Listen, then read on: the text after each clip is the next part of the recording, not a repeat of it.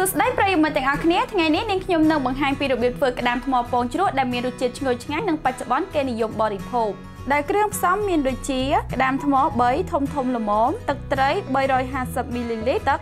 350មីលីលីត្រស្ករសកន្លះកូនចានចង្កឹះម្ទេសហុយឬម្ទេសស្រស់ខ្ទឹមសប៊ីចេងល្ងនិងក្រូចឆ្មាឯរបៀបធ្វើវិញនោះគឺ 1. យកក្តាមថ្មលាងសម្អាតឲ្យបានស្អាតល្អ 2. ដាក់ដាំទឹកត្រី350មីលីលីត្រទឹក350មីលីលីត្ររួចដាក់ស្ករកន្លះកូនចានចង្កឹះចូលដាក់ដាំឲ្យពុះរួចទុកឲ្យត្រជាក់ 3. ដាក់ក្តាមចូលប្រអប់រួចចាក់ទឹកត្រីដែលបានដាំរួចចូលរួចរោយម្ទេសនិងខ្ទឹមសដែលហាន់រួចត្រាំឲ្យបានយ៉ាងហោចណាស់1ម៉ោងមុនបរិភោគ